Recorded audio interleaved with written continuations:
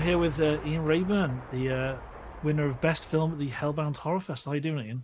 I'm doing really great, man. Thank you for having me, and thanks again for all the incredibly hard work you put in and making a genre film festival for us genre filmmakers. And the love is felt. So thank you for doing all that. It was a real pleasure and honor to be a part of it and to win. Thank you.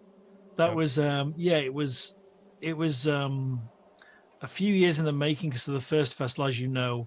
I don't think you were part of it officially in terms of submission last time, 2020. I didn't have a horror. I was so busy, and it was like because I wanted to submit, and it was a horror festival too, and I love making horror projects. I thought, oh, amazing, and I don't know, if it was my classic mix of just scatterbrain, being genuinely busy with other things, and then having, lack of motivation or, maybe a depressive state or whatever that just like held me back from doing anything. I don't even know, but I remember that whole submission time. I was like, fuck, like I don't have anything. Like I don't have any ideas. What's wrong with you? It's right there. Like you didn't want to force it, man. We did have some good judges that year. Yeah, I know. It's awesome. I watched the whole thing. I loved it. Yeah. It was 2020 is kind of how we met with the Isolation Film Festival with Days, and that was a great, still a fantastic short. And thanks, man. We've got a strong mutual love of black magic, everything black magic in terms of the camera, not actual black magic. But yeah, Isolation Film Festival. Yeah. Maybe we'll get into that later. Oh no, absolutely, yeah. I wanted to kind of talk to you about Blue Devil and working on Star Trek, all sorts of stuff. Your love for horror. I love horror. Yeah, absolutely. And so it's been 3 years since we last spoke. 3 years or 2.5? Yeah, it's probably close 2.5. Yeah, 2.5. Yeah, it's so crazy because like before the pandemic, saying like, when was that? 2 years ago was so much easier, because 2 years before the pandemic, at least for me, I did a lot more, and then the pandemic hit, and then 3 years sort of just evaporated, and so it's tough to talk to people with kids, and they're like, oh yeah, my kid's like 4, and you're like, I didn't even know you had a child. What? The whole like, because we spoke during pandemic and we were making good out of it, and we were both being very creative in many ways, like a lot of people were with the Isolation Film Festival and with the Hellbound Horror Festival. I was using it as a distraction, like trying to get my head out of that, because absolutely. And the first thing I thought was, I'm going to lose my job, I'm going to lose my house, the world's going to burn, I'm going to die. And then after the Hellbound Horror Festival, I nearly died because it was 2 festivals, and then I had exhaustion, and then I got COVID. And yours was bad. But I'll tell you where I know I got it from. I'll tell you outside of this, but it was, that was fucking insane. It was insane, and I was like, I get so fucking emotional when I'm like on a plane, when I know I'm gonna, think I'm gonna die. Of course, man. I was just such a fucking wreck, and then and yours was bad. Like when I got COVID, I got it April 2020, and you got it early on. You got it early. I had it, no vaccines or anything, and so sort of in the lot of we don't know what's going on, at least for myself phase, and there was a lot of fear and anxiety around what's going to happen, and then I was told by someone that they had it, and it was from the entertainment industry, and because we were still working, and I was like, well, I don't feel anything. Got tested, was positive. I mean, I had a more severe headache than I'm usually used to. Every now and then I'll get like a stress headache, or if I'm on the computer for too long, which happens more often. This though was like, this is a little bit for like half a day. And that's it. And I had and so every day I was like, am I going to turn this day? I'm asthmatic. Am I going to go, have to go to the hospital? Because I had no idea. Am I going to get pneumonia? Am I, what's going to happen? That's what I had. That's what I mean. Yeah, absolutely. Pneumonia. And there was it was a really anxiety ridden time for me. And then now, and because I'm like getting excited, just, chatting with you and that, I don't even know if you can hear it, and I'm not going to do it, but like 6 months after having COVID, I have asthma like I do when I was a child again. Yeah. Wow. That's your long COVID, isn't it? That's the long haul. Yeah. I didn't realize it, like I would be with, my friends, and they would genuinely make me laugh, and that genuine laugh would send me into like an asthmatic fit. Wow. Crazy. Just from like a heavy laugh, Yeah. I'm not a smoker. My long-term effects were, I'm overweight. You can't see it from this. I frame it like late Brando. You know okay, I mean? Like a true professional. Yeah, like a fucking pro. Yeah. But like I can work all fucking day on a production, literally a live stream all day. Yeah. And on the live mix, on a camera in front of 1,000 people in a cathedral. That's what I've been doing recently. Won't be tired. If I go up 2 flights of stairs, I'm done. I'm absolutely done. That's my like long term. Like fuck's sake, I don't need that. So I need to I need to think about my long term health. So absolutely. Well, you're still young, man. You got lots. A few years left. Lots to do. We haven't even met in person yet. No, we will, man. Maybe I know. Next year I've got a plan now.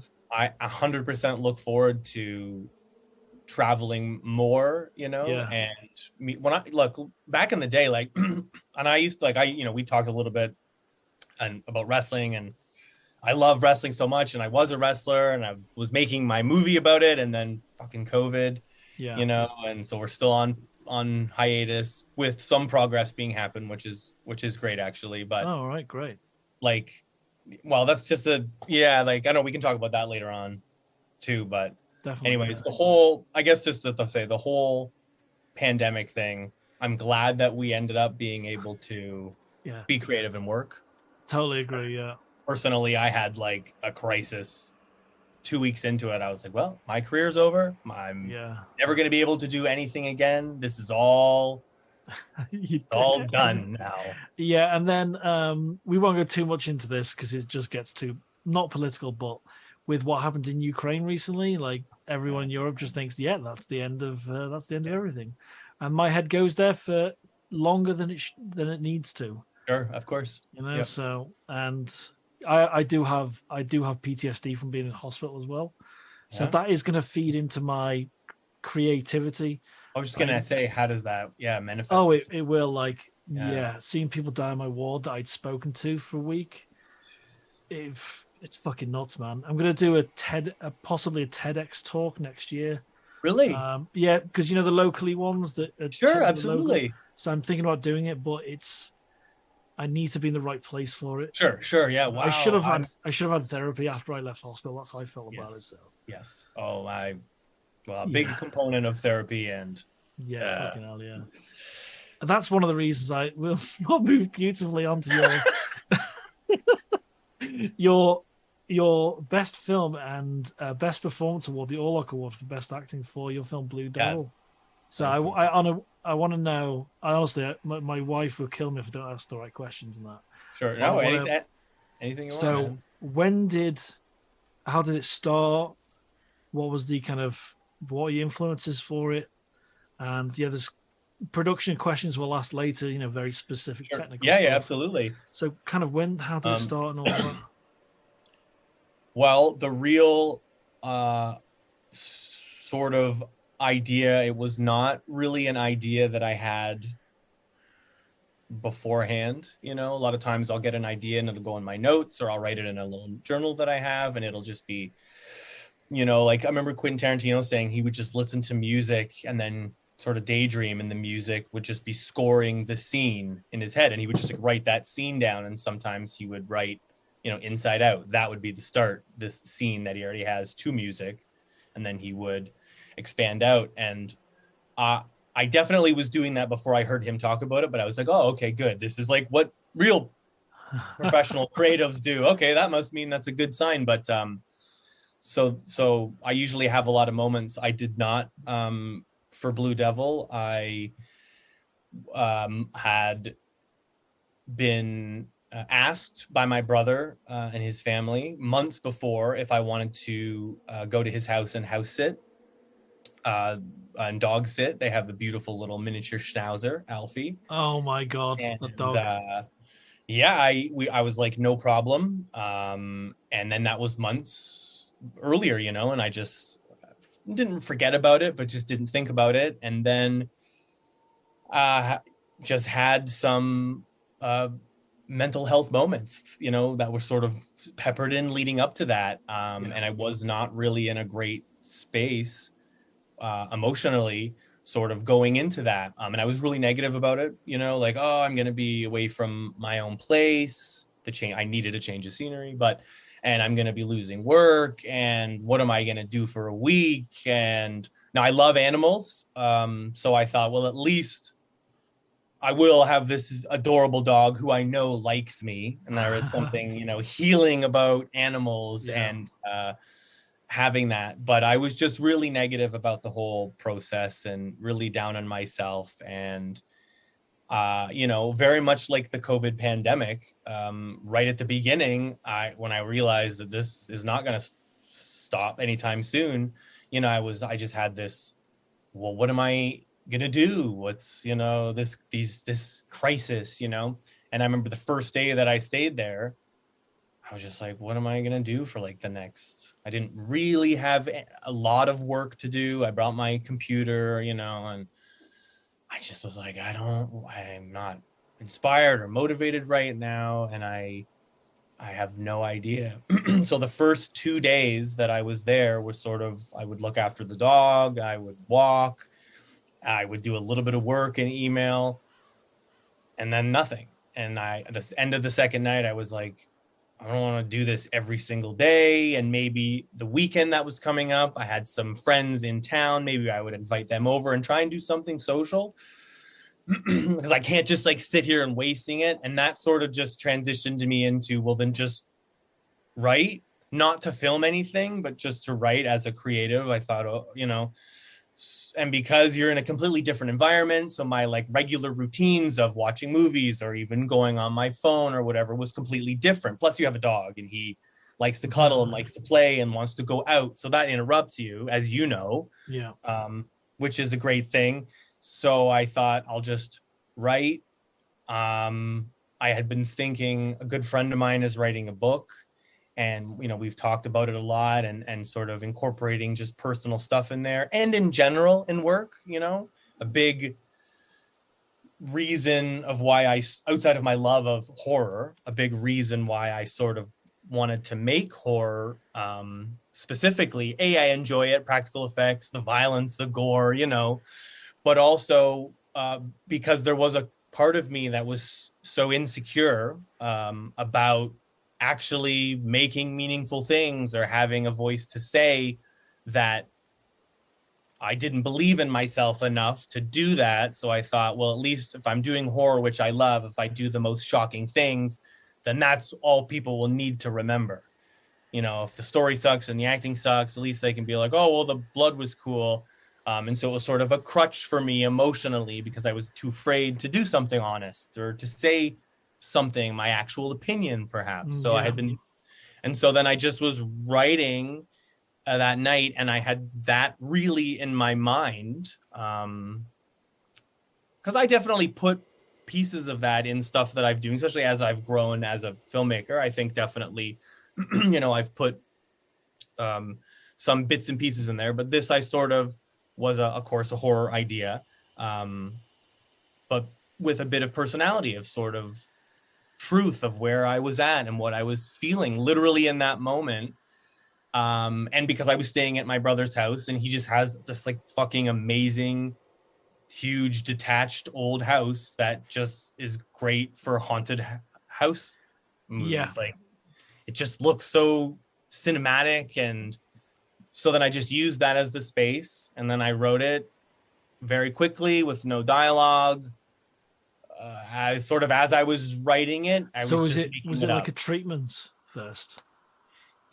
No, I don't. I just was like a short script. It was like 8 pages. Yeah. because I didn't even write full dialogue scenes. I just, there was no tension building. I write a lot of camera technique in my scripts, also as just a reminder for myself, because I have, if it's a one-man crew or if it's a smaller crew, it's just easier. Or if it's an extensive VFX or prop scene, I'll just literally write it in. So at least the person reading it who's going to do it can be like, oh, I didn't do any of that with this. So sometimes my scripts are like double the length they need to be because of all the exposition. That makes sense. So this was pretty short. And then the next morning I woke up and I read it and I was like, oh, maybe I should just film this to keep me busy. Honest to goodness, I didn't think I was going to make a film, make something to submit to festivals. And so it was like that afternoon, I sort of planned, okay, I can do these opening shots with me at the dog park that I'm going to take the dog to anyways. And, I want to put him in it because he's just so cute. And I love, and you'd seen a lot of the recent work that I've done. And through COVID, I just filmed a lot in this apartment. I filmed like everything in this apartment. Yeah. And it really limited me because I sort of got used to the design and the layout of here. That when I got to my brother's house and I was just doing camera tests, I was like, oh, wow, depth.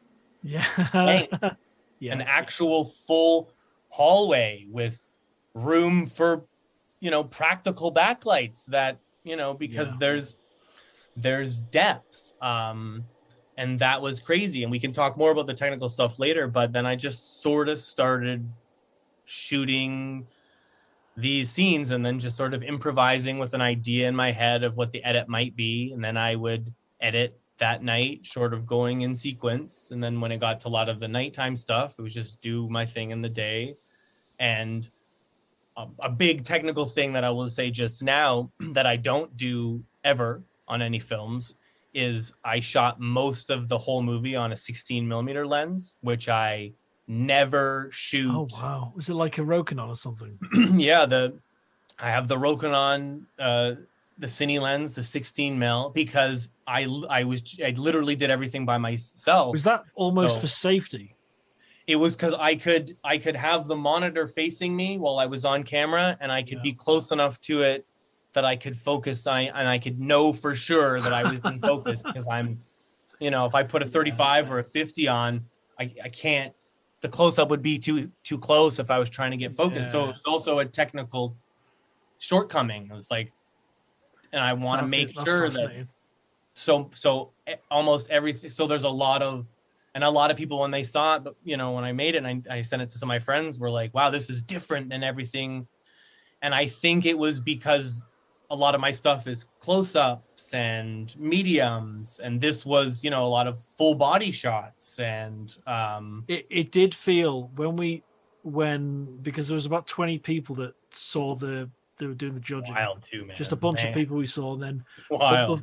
Before everyone sees it, my wife and I, we kind of watched everything, and then we kind of made privately showed it, all the films.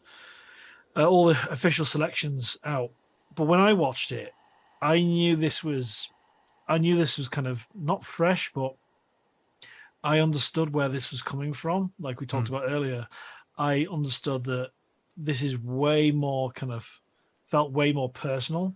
Yeah. And through the performance, through the scene with your mum, for example, it just felt so kind of on it, and I was like, this is like Ian's next step. Yeah, well, I really believe that, man. Yeah, I really appreciate that. That's why it works so well, because not because it's your next step, but it was like, Ian's kind of stepped above where a lot of people would be really happy with creating stuff that you created for the last few years. Sure. But then I think because of those, not necessarily because there's technical shortcomings or like with the 60 millimeter lens, but how much kind of personal kind of part of your soul's in the film. Yeah. So that's why it did so well. Cool. The resin. Yeah. It's nice. Thank you so much for saying, and the scene with my mom too. Everybody loves it. It's so funny to me. And like, how did that, is that, it's real. We did. Was that that was no, she's amazing. not well, basically I was in a shit poor mood, and I picked a day that I was feeling sort of the worst, and then I set up everything to film me, and I screen recorded her and called her, and we chatted for like 40 minutes legit, and then I just edited it together, so it's all real. Like, you had no idea.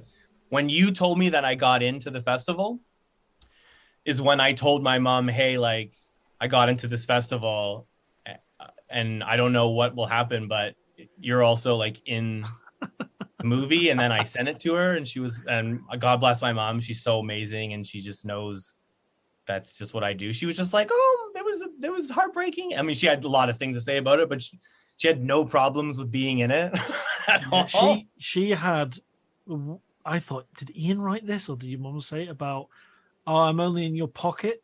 Oh man. And that's my you know how much that hit my wife?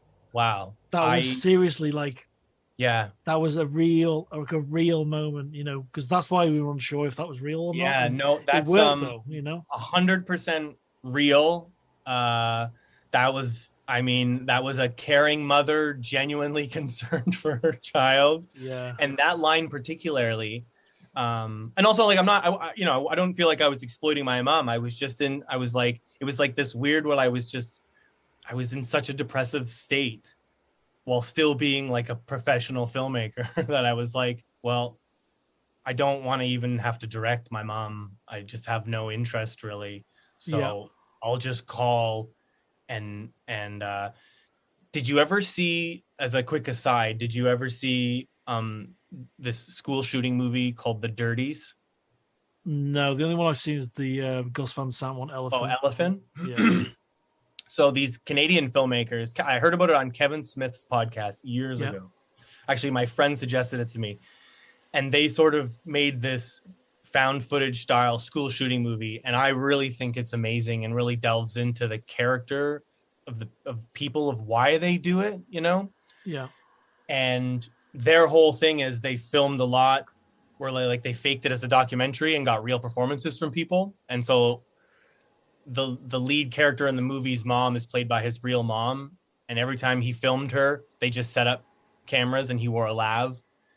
And he would say certain things to get her to be like, no, you know, like, Alex, why would you say that? Yeah. You know, to get her so they could edit it into the movie. It was like quite ingenious. And so I think I was also thinking that, like, I'll just, and I didn't realize, again, because none of this, I thought, oh man, like, yeah, that was great. Like, this is going to be such a great scene. Cause I just really didn't think that this was going to be a big narrative project. I had no idea.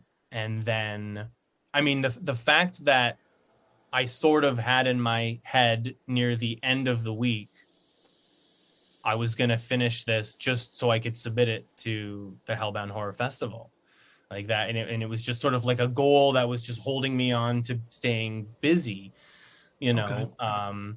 So, I mean, the fact that your festival rules were 15 minutes or less also dictated how this movie was made, because then I was like, okay, well, it needs to be less than 15. I think with credits and everything, it was a little exactly 15 minutes. Okay, cool. Yeah. So that was another part that sort of shaped the film, because there was a lot I cut out. There's basically conversations with every character that I was just filming. And you know why the credits are so important for this? You probably realize this through your edit anyway, is because you're processing it, and the use of music is fantastic in this. I want to ask you about that in a minute. Yeah, sure. But it helps you process, and wow, this is what it's really about. Yeah. About the mental health of this character. Yeah. And the different stages this person's in. Yeah. And yeah, how did you, and we'll go back and forth on this. Sure, yeah. So how did you get to the point of use? Where did the music come from in terms of, I know some of it's licensed online, the score and the music you chose at the end of the film? Where did you what was your is it a mood thing? What suited it? Or yeah, it was 100% mood. Again, because I really wasn't approaching this as this is a movie, a creative thing that I'm going to be making for people to see, even though I did the goal was to finish it so I could submit it to your festival, I was even still like, well, I'm not trying to be super negative against myself, but all like, who's even, gonna watch it, or it won't get selected, or I just wasn't even approaching this like, like, here's a thing that I wrote and I want to shoot this. I want to make it for people to see. This was just sort of therapy, in a way. So that bled into every part of it. So even in the editing process, and music is such a huge component to me, and as a creator and just as a fan, in any genre of film, like the music is so imperative. And so with this, it was all mood. It was all how I felt and how the scenes made me feel. The opening theme was just built with a bunch of sort of drones and tones, and you slow it down and you pitch them up and then slow them down and speed them up and then pitch it down. And it's fun. It's like alchemy, really, isn't it, when you do that? Yeah. I remember seeing on a YouTube video years ago, and it was like, slow down this Justin Bieber song, 300%, and whoa, this like demon thing. And I was like, yeah. So I do that all the time. I'll take like a sound effect or something, and then just slow it down. And what does that sound like? Oh, wild, okay, great. And reversing stuff. And then the Christmas song in the middle, which I love Christmas. I'm born on Christmas Day, so it's like always just a thing in my life that I really like. So is my dog. Oh, really? Oh, sick. Really? Yeah. I'm really excited by that. That's awesome. That's sick. That's awesome. I can see some Photoshop. Remember that Photoshop you did of me? My face on a dog. I can see that coming up at some point. I'm going to do it with you, my dog. I would love to do that. You and the dog. Oh my gosh. Yeah. That's so funny. So in my life, and that was a great moment. I'm going to say that's a great moment to choose, because there's no time worse. Because the whole idea was that it was at Christmas, right? No, it was like in. I thought basically where my head went, when you look at a piece of art and you can So when I heard that in the film, I thought that's the worst time for someone to be alone. Amazing. Again, I love it so much. Like, people's interpretation, it's so incredible to hear. So I was just like, this is like Canadian summer, and right. But people are like, oh, my one friend was like, oh, I really like the contrast there, where you use like something completely unexpected. Why would Christmas music be playing? And I didn't do it technically or thematically. It literally was because my brother had this old radio. Great prop. Great, and it works. And I was like, I know I want to use this as a piece in this, sort of haunted house. Turned, dramatic project, however you want to say it. And 3 times in my life did I have it where on the radio I was playing something completely different. 2 of the times it was the jazz station, and another time it was just radio playing, all January onward into March, I believe. So after Christmas. So in 3 times in my life was I there post Christmas where the radio was playing, and then it glitched and Christmas music started playing. Wow. And then went back. The first time was in the hospice after my dad passed away in January of 2007, and the radio was on. He loved jazz, and then it glitched to Christmas music. I heard it. Everybody heard it, but we didn't say anything because it was the second time I was in a vehicle with my mom and her best friend, and we were all driving, and it happened again on the radio station. And we all said, that happened, right? We just heard that? That's weird. Why would it play Christmas music? And then the third time I saw a medium and just because I was curious, and before anything even started, she was such a character too. It was so interesting. her Alexa spoke up and was like, I'm sorry, can't play Christmas, and started spouting out Christmas stuff. And she was like, Alexa, stop. And then she looked at me and she was like, does that mean something to you? And then I was like, do you know who I am? Like, do you know? And then I'm thinking, they're going, do you know I love Christmas? Like, what the fuck is going on? So it happened 3 different times. One time at a very traumatic moment, and so it was just, I was like a no-brainer. I was like, I'm gonna just put a Christmas song in here because, again, that was what really happened. Yeah. Then people would see it and they would, have an interpretation like you had, which is amazing, or they would just like the juxtaposition of it's sunny weather and then Christmas music's playing. Also, a lot of people really hate Christmas music. I don't at all. I like this month, the start of end of October. Yeah, I've switched into fucking Santa now. Yeah, you know what I mean. I've gone full Santa. Like, you'd be a great Santa. The neighbor down the road at number 1, he's got this Santa beard going on. I've never seen him. Oh, really? I've never seen him walk down the street. I'm like, where the fuck did this beard come from in a week? I saw him a week earlier. He had no beard. Is it real? It's real. It's white. Really? So yeah, it's another way to kind of interpret that is, it's as though your kind of strongest self is trying to break through. I mean, you know what I mean? So absolutely, yeah. There was a lot. I mean, some of the stuff. Same with when I did. And thanks again for talking about it. When I did an earlier short, My Friend Wally, and it was sort of the same. Like, I just made it. I had more of an idea of stuff I wanted to do, but still based around loners and isolation and wanting, and then when people talk to me about it after they watch it, they had such interesting interpretations that I didn't even think about it. And I was like, I think you're right. So then it was like, I was interpreting something that I made in like a completely different way after it was made, watching it being like, I think he made it because of that. Yeah. I was like, oh, I'm the That's one probably the most disgusting thing you've made because it's got all that shit. You know what I mean? So that's the closest I've been disgusted to literal shit, not because it was shit. There was some fake poop in it. Oh my! On the toilet seat and all. Oh my god! Yeah, it was like a shit weasel, like from Dreamcatcher, the Stephen King book. I'm like, fucking hell. So I was like, what? Oh my god, it's grim. Fake poop, Oh, who doesn't have fake poop on their computer? I've been picking up so much real poop recently. My dogs, everyone, my dogs. But it's honestly, it's. I honestly think it's your best film because thanks, man. you kind of wear your heart on your sleeve with this.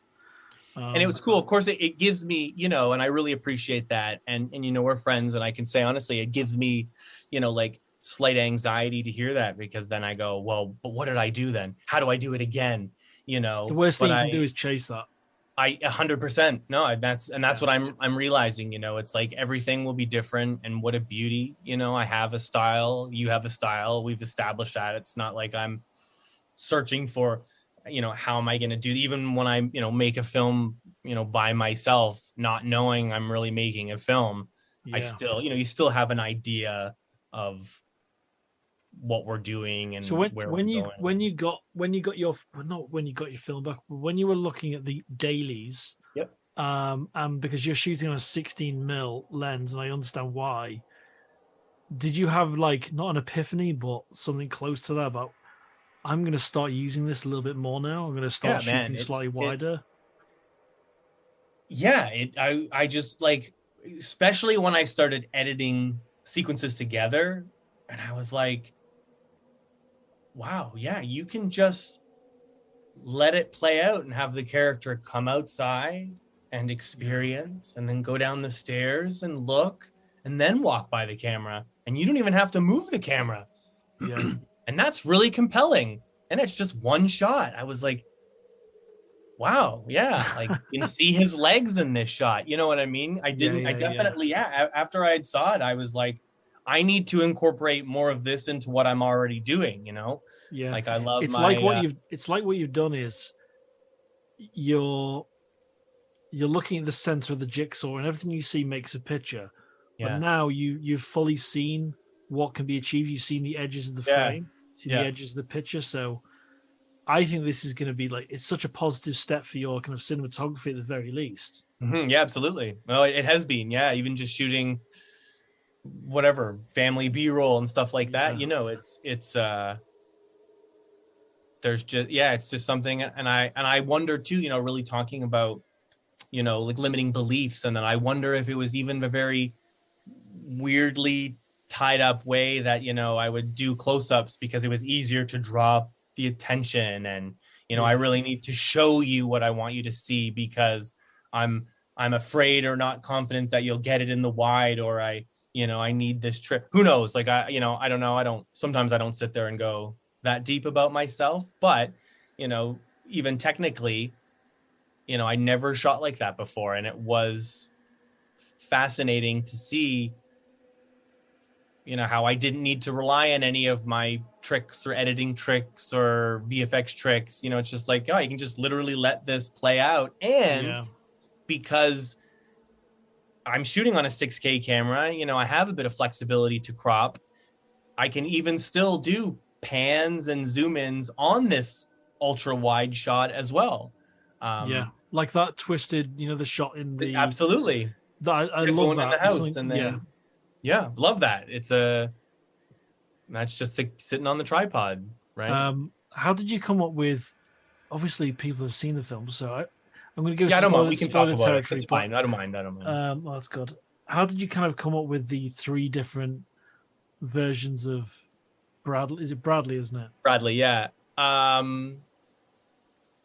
Obviously, that's in your writing process, isn't it? Sort of. So like it was like, I called him like religious Bradley because he was so much more religious in the 4 or 5 minutes that I just didn't include.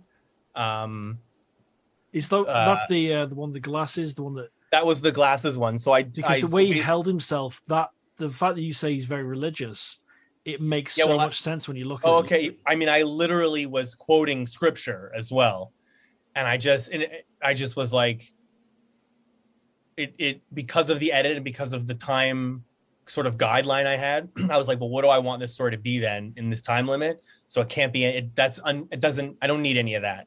So I learned all these like scriptures, whatever. It was just fun and, you know, delivering it. Yeah. But how did I come up with them? Well, again, I was just like feeling like shit emotionally. So I was just like, I didn't shave. I was like, literally, I was just like, so that was the regular, you know? And then I thought, okay, well, I can use the one blade on my razor and just clean up the beard and then wear my glasses and just comb my hair. And that'll be different enough because, you know, and then I thought, well, maybe I can do another one as well. The last one that was just like, maybe because I wanted to go to a barber and get a hot shave, but just leave the mustache. So I would look even different. And I've done that for a lot of projects where I just like grew a stash for it. It's funny, whatever. And all the barbers around there were booked. And I just then felt defeated. So I was like, well, then I'm not going to do that. Then when I went to shave it off, I just shaved the handlebar and I thought it looked funny. So then I just put on a dress shirt that I brought with me in case I had an audition for a businessman or something. Wore that. And that's how the third one. So again, it wasn't really this emotional thing. The core story was sort of regular depressed Bradley, and then meeting this other version of Bradley that was living this completely different life and was happy and had a family and had his parents. And then in depressed Bradley's life, he doesn't have a good relationship with his family. His father was passed away. There was this whole side storyline where the religious Bradley is like lecturing him about how he doesn't have time for this. And his family had to go to his dad's house because of, you know, whatever was happening. And then he's, you know, depressed Bradley was talking like, you have a dad? Can I see a picture of your dad? And he's like, what are you talking about? And he shows him a picture of his dad. And it's deceased Bradley's dad, but older. He didn't die in this alternate world or whatever. And so it was this whole dramatic thing where then depressed Bradley, it's like, he like freaks out, but then has this like moment where it's like, I actually needed to see that. Thank you. And that angers depressed Bradley and turns him into a demon. It was like this, that was the whole sort of storyline. And I didn't have any room for any of that. Yeah. So I was like, it's all got to go. Cause you know, and I was milking it as an actor, let me tell you. And when you're acting, you know, when you're acting with yourself, it was like, I'd half remember both dialogue. And when I was filming the one take, I would just yell it out. And then I had another half recorded So how did that work when you were sat in the chair tied up? Yeah. How did that work? Up. Did you recite the other dialogue? So I knew that because of the makeup, literally I'm doing it backwards. I had to do depressed Bradley stuff first, including what happens to him at the end, which I won't spoil that, whatever. But if I knew this was going to be a movie and people say, Ian, it doesn't matter, you don't need it, that's totally fine. But I'll just say it to you. If I knew this was going to be a movie and I had a bit of money, all of the violence in the film would be practical. Yeah. Yeah. That's it. That doesn't need to be, people are like, it doesn't need, that's just your preference. Like, that's my preference. Yeah. Exactly. Yeah. So then I sat in the chair, set it up, and then I had recorded lines, and I'd play the recording of the other version of me. Right. And I would just pick an eye line and stare at it and then react to it. And then I would yell my lines back. Then I was like, man, why did I write so many like fighting scenes? Because you like have to be on the dialogue. The choreographing of that with two of the same person. It was wild. So then when I flipped it, I would try to look at the footage and pick the performances I thought I could use to edit.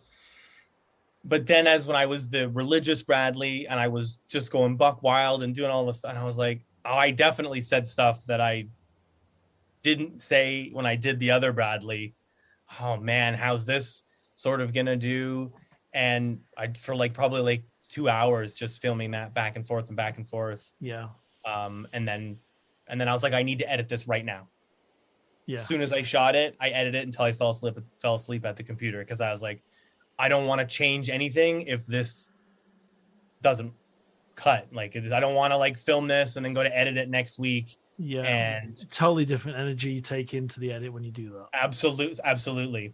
And then because of the time constraint, I had edited that whole dialogue scene. And for people who haven't seen the movie, like half of it is just sort of a single slice of life guy going about, you know, and the second half with like this haunted house element. And then the second half, there's like a big dialogue scene that just happens.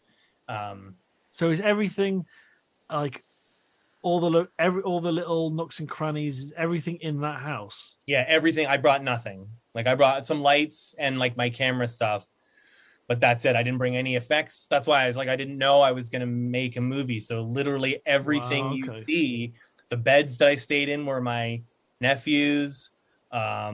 That blanket with the figure coming out of it, that's their blanket. On these mats that they have called the Nugget that they jump on. It's like padded mat that kids jump on. So I knew I wanted to do a scene where I trip and fall, because I just wanted to land on this mat. That's the wrestler inside you, isn't it? That's the or the stuntman now, I guess. Yeah. Because I don't wrestle anymore, but just like little stuff like that. And then I was happy with the edit of the big dialogue scene. Yeah. But because of, like I said, the time constraint of I had, a lot of the heavy dialogue and story just got cut out, which was fine. And I saw what I had edited and I was like, well, what if there was another one? And then that's when so it all sort of was just happening in real time and shooting, editing. My favorite look is the last character, because because we were talking about Collateral earlier. It's Ruffalo's hair. Yeah, that's Mark Ruffalo's hair, man. That's so how much like you look like Gordon Gekko, brother. Yeah, well, it's again, I hadn't cut my hair in a while, and I thought I can literally do this. And again, for people who haven't seen it, I play all these different characters, and if you have seen it, which you have, I would love to ask you, what is your interpretation of what the fuck is going on here with? I think it's one person that's going through several stages of depression, and because of who's what's the right way to say it? Because of who's left, that person's fought off that depression and he's killed it off, and he's gone through those different stages before. That's how I see it. That's that is literally what I was thinking. They're just the different. Those are different versions of me in my depressive states, with the last one being it was a hopefulness for myself. And I was, because mental health in men especially, and in the UK with a stiff upper lip and all of that. That's why I think it will do so well, because it's not spoken about enough. Men don't generally speak about their mental health enough. So it's crazy, because in such a time like today where it is now spoken about, again, we had talked about our age and when we grew up, and I mean even when we were kids, and you're from the UK, I'm from Canada, but that was, mental health was not a thing. It's not, I remember, it doesn't exist. Loving movies like we do, mental health was like a shrink in a movie that an adult went to, but I didn't really understand why. Even I remember seeing Analyze This or Analyze That with Billy Crystal and Robert De Niro.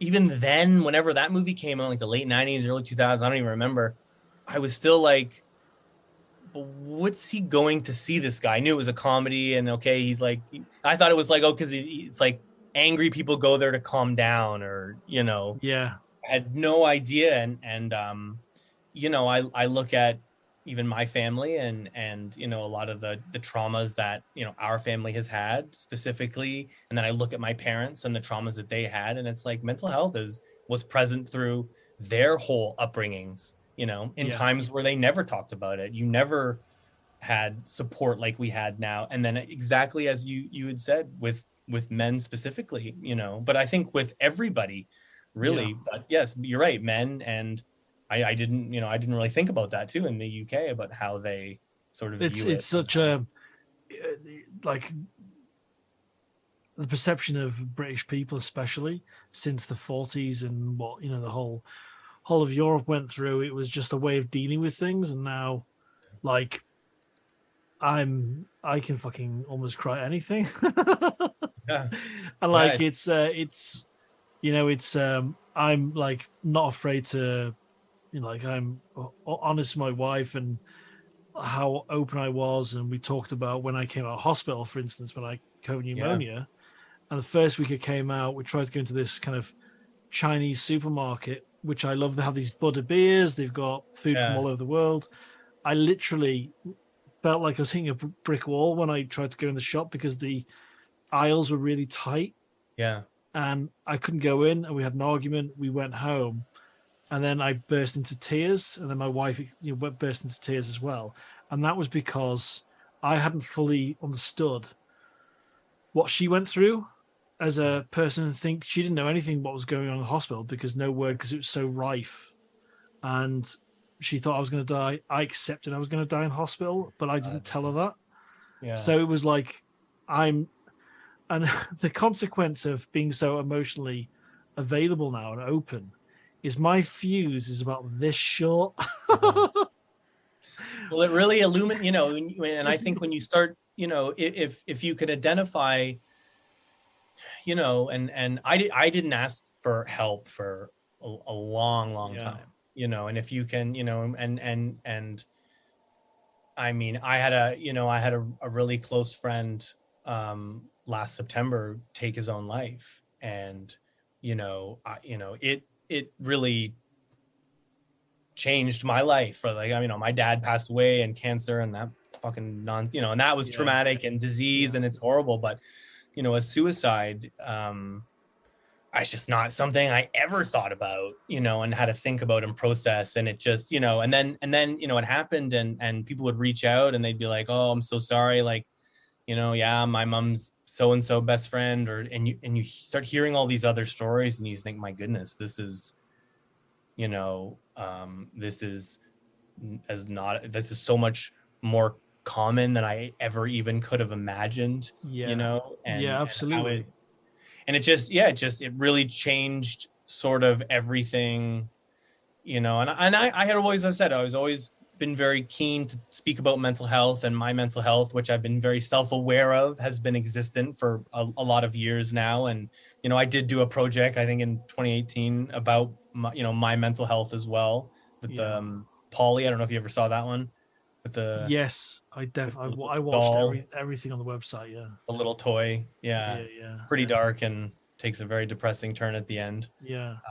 But you know, and then after that had happened, I thought, you know, there needs to be more communication about this. And I love, you know, I did not set out to make a movie about mental health. Even though, yes, it's so blatant in it, but, you know, I didn't realize it, how people would take it. And even your interpretation of the Bradleys, like, that's exactly what it was, because that's literally how I've felt, sort of metaphorically, at different stages of it, you know. And so it's like wild that something that literally has happened to me, you can sort of identify with in a way. And, you know, I think that absolutely, like, I'll give you an example. This is a really unusual link to Star Trek, and we'll get to that. Oh yes, but when, like, I think it was Call of Duty, it was one of those games, like Modern Warfare 2 came out, and I bought it, and I was living at home and early 30s, and it was like, I'm still fucking it. I went, you know, university was great, have this job, work, living at home. Awful situation. And then when I was playing it, I went through a very early midlife crisis about my own mortality, and then I was like, right, I've got to step away from this, all this killing on this. I still, you know, I love entertainment, love games and all that. Sure. I had to step away from it, and it was like, oh my God, the process, like, I really started to turn inward and think, you know, drink too much and all of that. And then, because I'm a huge Star Trek fan, my wife and I, we watched all of it apart from Strange New Worlds and Discovery newest season. And when we watched Star Trek Generations, you know, the seventh film, and they were talking about Malcolm McDowell's character. I can't remember his character now. I should know it. He's talking about death being a predator; it's pursuing you. But then Picard talks about how death is a companion. It helps you reflect on life and how it helps you remember things throughout your life. When I watched that, I was like, wow, this is helping me process where my head was at. I love whatever the things,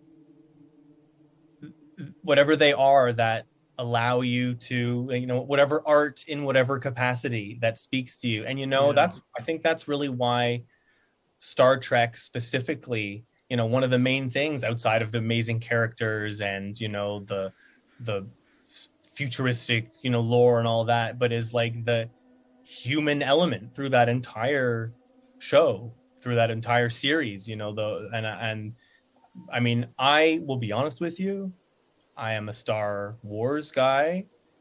It's all good. It's all gravy, man. And then when I got the audition, you were the biggest Star Trek fan in the world, right? Well, when I got the audition, which then when I booked it, found out that it was a Star Trek show. Of course, I mean, you know, I loved it. I saw all the movies in the theater with my dad. You know, we watched. You know. It means so much. It means so much, man. Years of it, right?